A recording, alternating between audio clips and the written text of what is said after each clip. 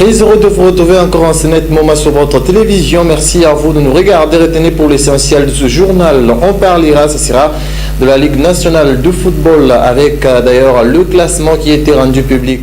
Vous le savez, il y aura 3 clubs qui vont prendre part aux compétitions africaines interclubs. Ce sera dans l'an 2017. On parlera aussi de l'Euro 2016 avec l'étape de demi-finale. Les 2 rencontres qui vont se jouer sont déjà connues. Merci à vous de nous regarder et bienvenue à ces journaux. D'ailleurs, on va démarrer par du basketball au niveau de Lubumbashi. Nous sommes dans la province du Katanga. On était en train de jouer la grande finale. C'était le dimanche antérieur. L'équipe du BC de SMP a eu à rafler la coupe de la version féminine ici sur place à Lubumbashi. Et en version masculine, c'est le BC Mazembe qui a eu à enlever le trophée. Retenez tout de même que le championnat provincial va devoir démarrer. Ce sera dans pratiquement 10 jours. On parlera donc en détail, ce sera dans nos prochaines interventions. Retenez qu'on va quitter le basketball pour vous parler du roi football. Et le roi football, on commence d'ailleurs par la Coupe du Congo. La Coupe du Congo qui a donc clôturé, c'était le week-end dernier avec l'affiche de la finale qui mettait aux prises l'équipe du cercle sportif Don Bosco qui jouait Renaissance. La victoire a choisi les camps de Renaissance, 2-0 et Renaissance qui est qualifié pour jouer les compétitions. La compétition africaine, ce sera la prochaine édition. On va donc quitter la Coupe du Congo pour vous parler de la Ligue nationale de football. Et la Ligue nationale de football, j'étais en train de vous parler après ce match qui s'est joué à Kinshasa. C'était d'ailleurs le mercredi dernier entre l'équipe de l'AS V-Club face à Shark 11 de Kinshasa.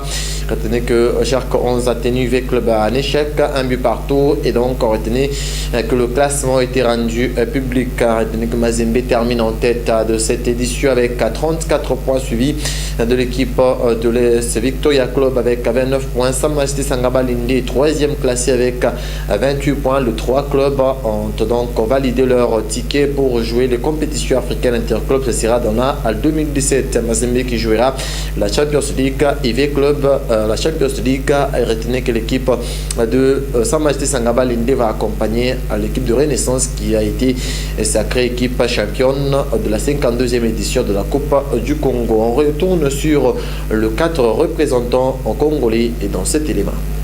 Les représentants de la RDC aux interclubs de la CAF sont désormais connus. Il s'agit de TP Mazembe, AS Vita Club pour la Ligue des Champions, Renaissance et Sangaba Linde pour la Coupe de la Confédération. Les Corbeaux de Lubumbashi ont gagné leur 15e sacre de la Ligue nationale de football après 14 rencontres livrées, dont 10 victoires et 4 matchs nuls, aucune défaite. Son poursuivant en direct, AS Vita Club a joué les mêmes nombres de matchs. Elle a enregistré 9 victoires, 2 matchs nuls et 2 défaites. Disqualifiée en Ligue des Champions cette saison, suite à l'alignement du joueur Idrissa Traoré suspendu par la CAF alors qu'il jouait avec le Stade malien. Le champion de la 52e édition de la Coupe du Congo entre dans la cour de grand 2 ans seulement après sa création. Les Oranges de Kinshasa compteront sur les collectifs et même sur les expérimentés. Les protégés de l'évêque Mukuna seront accompagnés par le sang et or de Mujimai qui se sont classés 3e en Ligue nationale de football avec 28 points juste après l'ASV Club de Kinshasa. Et on va quitter donc le championnat de la République démocratique du Congo pour aller directement au niveau européen avec l'Euro 2016 qui est en train de se dérouler en France. Déjà l'étape de demi-finale, il y aura 2 affiches qui vont être jouées pour le compte de demi-finale. Retenez qu'on aura la première affiche déjà le mercredi prochain où l'équipe de Portugal jouera le Pays de Galles. Retenez que le jeudi, la France sera en face de l'Allemagne. Retenez que la France, avant d'arriver à cette étape de la compétition, a eu à sortir l'équipe islandaise. La note, elle a été de 5 buts contre 2 et l'équipe allemande s'est qualifiée après avoir battu au tir au but l'équipe de l'Italie. Le Portugal qui jouera, ça sera face au Pays de Galles, qui a eu à sortir l'équipe anglaise. C'était en quart de finale. On va rentrer donc bien évidemment sur la qualification de l'équipe de ces 4 formations dans cet élément de reportage. Les demi-finalistes sont déjà connus à l'Euro 2016. France, il s'agit du pays des Galles qui avait éliminé la Belgique 3-1 à l'étape des quarts des finales.